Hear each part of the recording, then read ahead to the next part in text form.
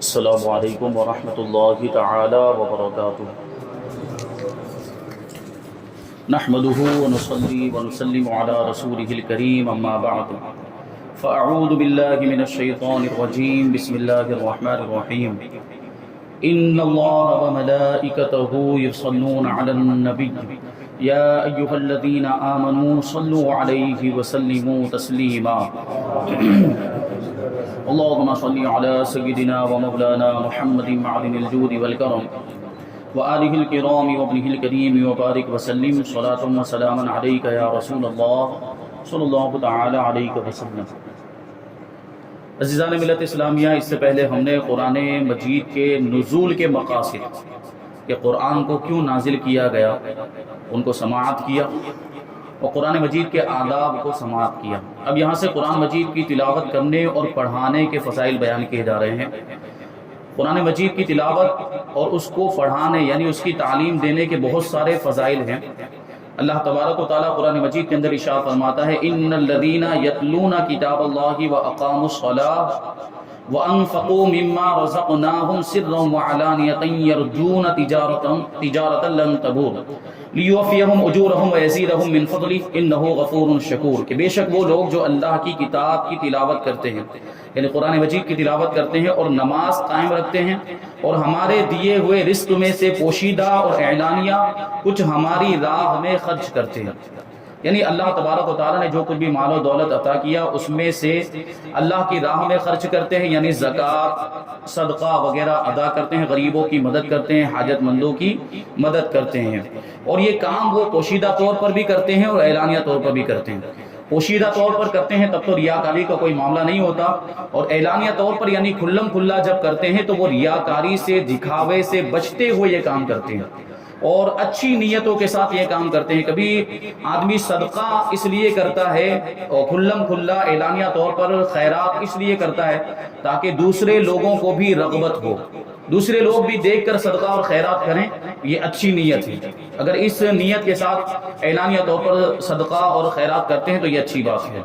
تو وہ پوشیدہ اور اعلانیہ طور پر ہماری راہ میں کچھ خرچ کرتے ہیں، وہ ایسی تجارت کے امیدوار ہیں جو ہرگز تباہ نہیں ہوگی، یعنی جو یہ کام کرتے ہیں قرآن مجید کی تلاوت اور نمازوں کو قائم رکھنا، پھر اللہ کی راہ میں خرچ کرنا، یہ اللہ تبارک و تعالیٰ کے ساتھ تجارت ہے۔ اور دنیا داروں کے ساتھ، اگر انسانوں کے ساتھ ہم تجارت کریں تو اس میں نقصان کا اندیشہ ہوتا ہے، اس میں گھاٹا ہو سکتا ہے، لیکن اللہ تبارک و تعالیٰ کے ساتھ تجارت کریں اس میں کبھی نقصان نہیں ہو سکتا، اس میں کبھی گھاٹا نہیں ہوگا۔ اس کا آپ تجربہ کر کے دیکھ سکتے ہیں کہ ہم اللہ کی راہ میں اچھی نیتوں کے ساتھ جو بھی دیتے ہیں اللہ تبارک و تعالیٰ اس سے بہتر ہمیں عطا فرماتے ہیں۔ یہ ہم خود تجربہ کر کے اپنی زندگی میں، روزمرہ کی زندگی میں ہم دیکھ سکتے ہیں۔ جو لوگ پابندی کے ساتھ زکوٰۃ ادا کرتے ہیں، پورا صحیح حساب لگا کر اور زکوٰۃ ادا کرتے ہیں، جو بھی صدقات واجبات ہیں وہ ادا کرتے ہیں، اس کے علاوہ نفلی صدقات بھی کرتے ہیں، غریبوں کی مدد بھی کرتے ہیں، تو اللہ تبارک و تعالیٰ ان کو اور زیادہ عطا فرماتا ہے۔ ہم یہ دیکھتے ہیں کہ آج اس سال اس نے اگر 3000 روپے یا 4000 روپے زکوٰۃ کے طور پر ادا کیے تو آئندہ سال وہ 5، 6، 7000 روپے زکوٰۃ کے طور پر ادا کرتا ہوا نظر آتا ہے۔ یہ اس کے مال میں اس طرح برکت ہوتی ہے۔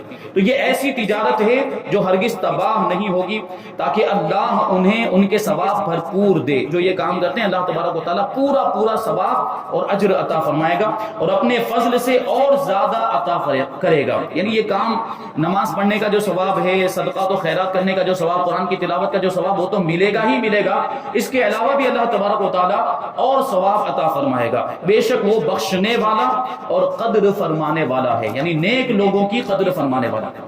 اور احادیث میں بھی اس کے فضائل بیان کیے گئے، ان میں سے 6 حدیثیں یہاں پر ذکر کی جاتی ہیں۔ حضرت عثمان غنی رضی اللہ تعالیٰ عنہ سے روایت، بڑی مشہور حدیث ہے، نبی کریم صلی اللہ علیہ وسلم نے ارشاد فرمایا کہ تم میں سے بہتر وہ شخص ہے جو قرآن سیکھے اور سکھائے۔ قرآن سیکھنے سکھانے والوں کو، قرآن کی تعلیم لینے والوں اور قرآن کی تعلیم دینے والوں کو سب سے بہترین لوگوں میں فرمایا گیا ہے۔ نمبر 2، حضرت ابو امامہ رضی اللہ تعالیٰ عنہ سے روایت ہے کہ حضور صلی اللہ علیہ وسلم نے ارشاد فرمایا کہ قرآن پڑھو کیونکہ وہ قیامت کے دن اپنے اصحاب کے لیے شفیع ہو کر آئے گا. یعنی جو قرآن کی تلاوت کرتے ہیں اور قرآن کے حقوق کو ادا کرتے ہیں، قیامت کے دن قرآن ایسے لوگوں کی شفاعت کرے گا.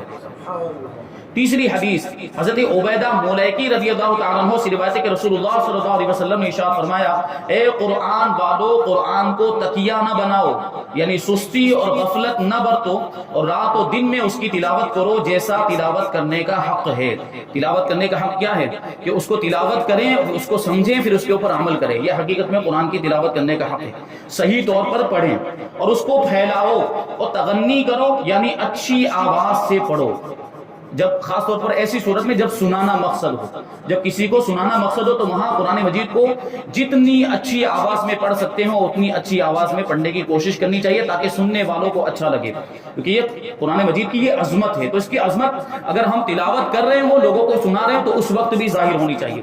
تو اچھی آواز سے پڑھو اور اس کا معاوضہ نہ لو، یعنی قرآن کی تلاوت کے بدلے میں اس کی اجرت نہیں لینی چاہیے. اور جو کچھ اس میں ہے اس پر غور و فکر کرو تاکہ تمہیں فلاح ملے، یعنی کامیابی ملے. اس کے ثواب میں جلدی نہ کرو کیونکہ اس کا ثواب بہت بڑا ہے. کبھی ایسا ہوتا ہے نا کہ ہم نے تلاوت کی اور ہم سوچتے ہیں کہ اس کی برکتیں فوراً ظاہر ہو جائے، دنیا ہی میں ہم کو اس کے فائدے مل جائے. تو یہ تو ہو سکتا ہے، قرآن مجید کی برکتیں کبھی دنیا میں ہی دیکھنے کو مل جاتی ہیں، اس کے فائدے ہم اپنے ماتھے کی آنکھوں سے دیکھتے ہیں. لیکن اس اجر سے بڑا، دنیا کے فائدے سے بڑا آخرت کا اجر ہوگا. اور آخرت میں جب ہم وہ قرآن مجید کی تلاوت کے اجروں کو دیکھیں گے تو ہم یہ تمنا کریں گے کہ کاش کے تلاوت کا اجر یا فائدے مجھے دنیا میں نہ ملے ہوتے، سب کچھ آخرت کے لیے ذخیرہ کر دیا جاتا ہے. اتنا بڑا اجر ہوگا جب قیامت کے دن ہم دیکھیں گے. چوتھی حدیث حضرت عبداللہ ابن عمر رضی اللہ تعالیٰ عنہما سے روایت ہے کہ سید المرسلین صلی اللہ علیہ وسلم نے ارشاد فرمایا، ان دلوں میں زنگ لگ جاتی ہے جس طرح لوہے میں پانی لگنے سے زنگ لگ جاتی ہے. زنگ سمجھتے نا، لوہا، لوکھنڈ جس پر اگر پانی لگے تو اس میں زنگ لگ جاتی ہے، جس کو ہم اپنی عام زبان میں کاٹ لگنا کہتے ہیں. تو وہ زنگ لگ جاتی ہے اور اس کو پھر صاف کرنا پڑتا ہے، اس کو سیکل کرنا پڑتا ہے، اس کے مخصوص کچھ طریقے ہوتے ہیں. تو دلوں میں بھی اسی طریقے سے زنگ لگ جاتا ہے. تو چلیے لوہے کو تو اس کے زنگ کو صاف کرنے کے طریقے ہم جانتے ہوں گے، لیکن یہاں پر دل کے زنگ کو صاف کرنے کا طریقہ بتایا جا رہا ہے. جس طرح پانی لگنے سے لوہے پر زنگ لگ جاتا ہے، اسے ہی دلوں پر بھی زنگ لگ جاتا ہے. عرض کی گئی یا رسول اللہ صلی اللہ تعالیٰ علیہ وسلم، اس کی صفائی کس چیز سے ہوگی؟ یعنی دلوں پر جب زنگ لگ جائے تو اس کو سیکل کیسے کیا جائے؟ ارشاد فرمایا، کثرت سے موت کو یاد کرنے اور تلاوت قرآن کرنے سے. یعنی موت کو کثرت کے ساتھ یاد کریں اور تلاوت قرآن کرتے رہیں تو دلوں کا جو زنگ ہے وہ دور ہو جائے گا. آج ہم دیکھتے ہیں دل سخت ہو جاتے ہیں، اور یہ کب ہوتا ہے؟ جب زیادہ گناہ کرنے لگ جاتا ہے آدمی اور نیکیوں سے دور ہو جاتا ہے تو پھر ایک وقت ایسا آتا ہے کہ پھر اس کو کوئی فکر نہیں ہوتی کہ وہ کتنا بڑا گناہ کر رہا ہے. تو یہ زنگ لگنے کی علامت ہے. دل پر جب زنگ لگ جاتا ہے تو یہ معاملات ہوتے ہیں، گناہ اچھے لگنے لگ جاتے ہیں اور نیکیوں میں اس کو دلچسپی نہیں رہ جاتی ہے. تو ایسے وقت میں اگر آدمی چاہے کہ اس کے دل کی یہ سختی دور ہو جائے، نیکیوں کی محبت پیدا ہو، گناہوں سے نفرت پیدا ہو جائے، تو اسے موت کو زیادہ سے زیادہ یاد کرنا چاہیے. کیونکہ آدمی جب موت کو یاد کرے گا تو آخرت کی فکر اس کے دل میں پیدا ہوگی اور آخرت کے بارے میں سوچے گا تو پھر وہ گناہوں سے بچے گا اور پھر قرآن مجید کی تلاوت کرے. کیونکہ قرآن مجید ایسی کتاب ہے، اللہ تعالیٰ کا کلام ہے کہ اس کے ذریعے سے دلوں کو نئی زندگی مل جایا کرتی ہے.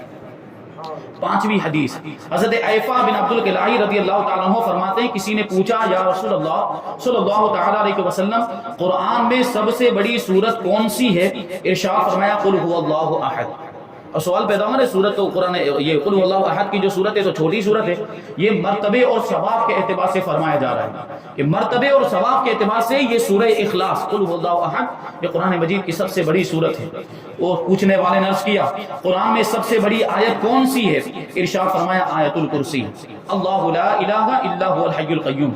اس نے کہا یا رسول اللہ صلی اللہ تعالی علیہ وسلم، کون سی آیت کا فائدہ اور ثواب آپ کو اور آپ کی امت کو پہنچنا محبوب ہے؟ یعنی کس آیت کے تعلق سے آپ ارشاد فرماتے ہیں کہ اس کا ثواب آپ کو بھی مل جائے اور آپ کی امت کو بھی مل جائے، اس کو آپ پسند کرتے ہیں؟ تو اللہ کے رسول صلی اللہ علیہ وسلم نے ارشاد فرمایا کہ سورہ بقرہ کے خاتمے کی آیت، یعنی قرآن سورہ بقرہ جہاں ختم ہوتی تو جو آخری آیت ہے آمن الرسول بما انزل الیہ، یہ جو آیت ہے یہ وہ آیت ہے کہ اس کا ثواب حضور پاک صلی اللہ علیہ وسلم پسند فرماتے ہیں کہ آپ کو بھی ملے اور آپ کی امت کو بھی ملے، کہ وہ رحمت الہی کے خزانے سے عرش الہی کے نیچے سے یہ آیتیں عطا ہوئی ہیں۔ اللہ تعالیٰ نے وہ آیت اس امت کو دی، دنیا اور آخرت کی کوئی خیر نہیں مگر یہ اس پر مشتمل ہے، یعنی دنیا اور آخرت کی ہر بھلائی اس آیت کریمہ کے اندر رکھ دی گئی ہے۔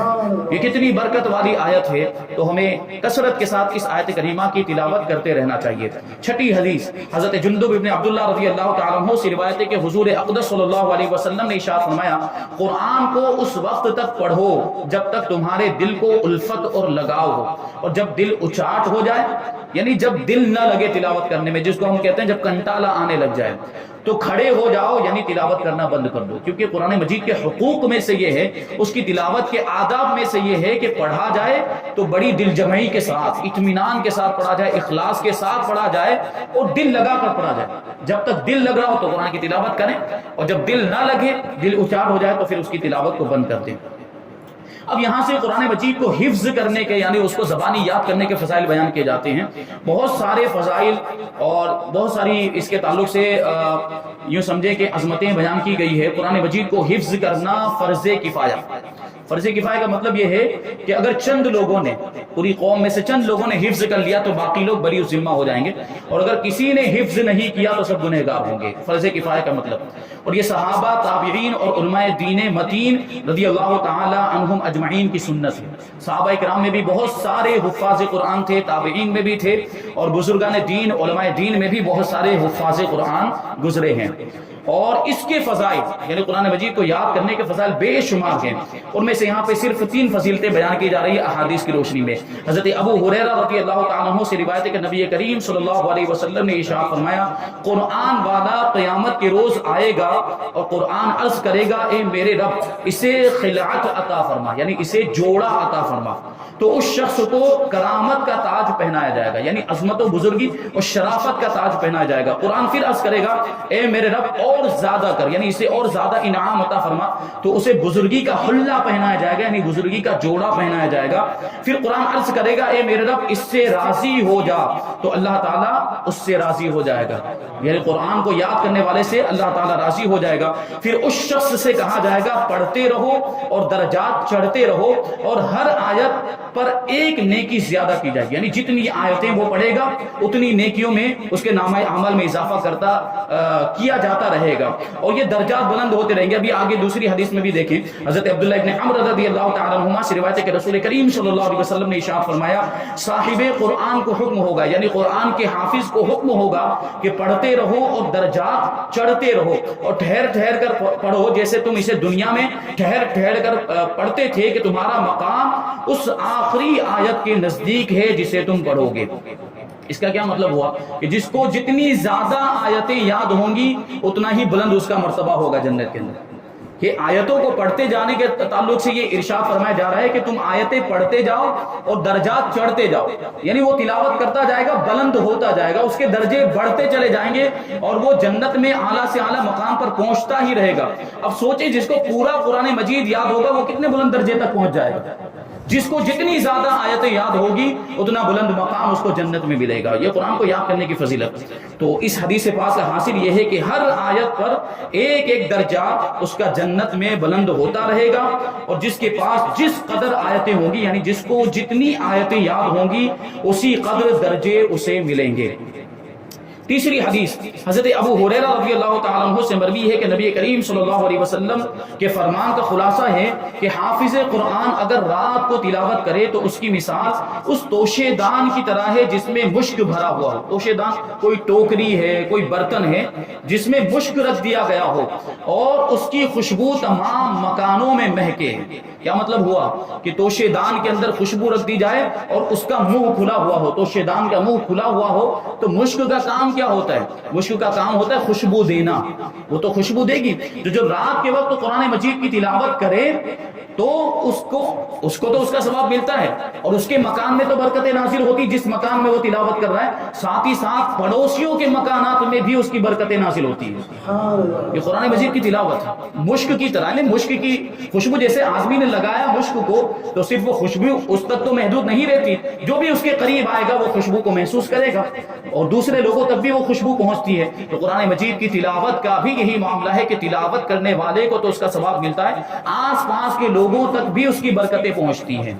اور جو رات کو سو رہے اور قرآن اس کے سینے میں ہو، یعنی قرآن تو یاد کیے ہوئے ہے لیکن قرآن کی تلاوت نہیں کرتا اور رات کو سو جاتا ہے ویسے ہی قرآن کی تلاوت کیے بغیر، تو اس کی مثال اس توشے دان کی مانند ہے جس میں مشک تو ہے لیکن اس کے منہ کو بند کر دیا گیا۔ توشے دان کے اندر مشک کو رکھ کر، کسی برتن کے اندر مشک کو رکھ کر اس کو بند کر دیا جائے تو پھر اس کی خوشبو باہر نکلے گی؟ نہیں نکلے گی۔ اسی طرح قرآن کو یاد تو کر لیا، سینے میں محفوظ کر لیا، لیکن تلاوت نہیں کر رہا ہے تو اب اس کی برکتیں دوسروں تک نہیں پہنچ پائیں گی۔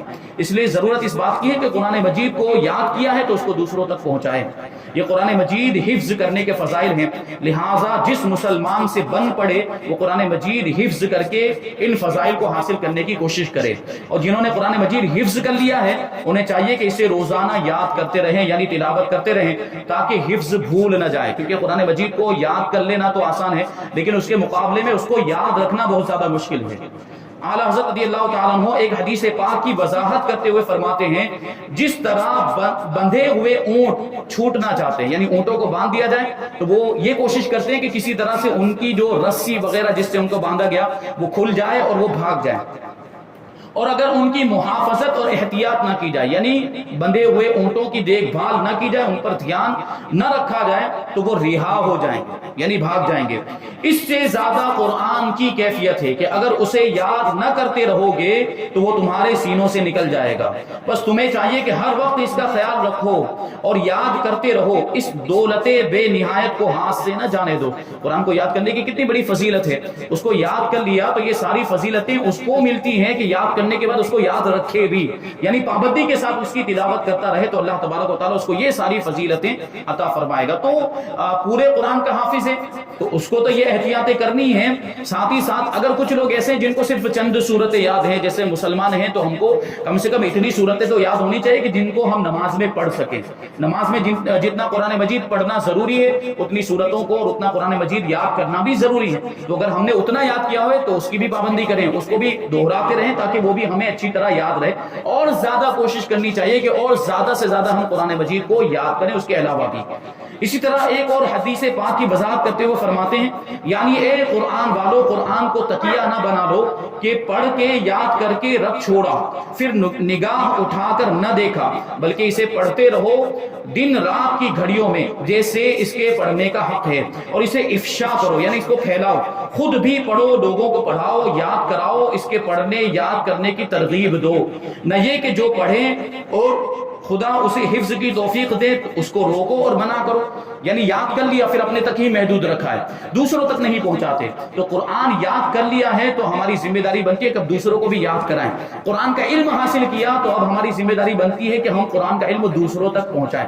اسی سلسلے کی یہ کڑی، یہ درس بھی جو ہمارا ہے، یہ اسی مقصد کے لیے اس کا انعقاد کیا گیا تاکہ قرآن کا جو علم ہے اس کو زیادہ سے زیادہ عام کیا جائے۔ قرآن کو سمجھنے اور سمجھانے کے لیے اس محفل کا ہم نے آغاز کیا۔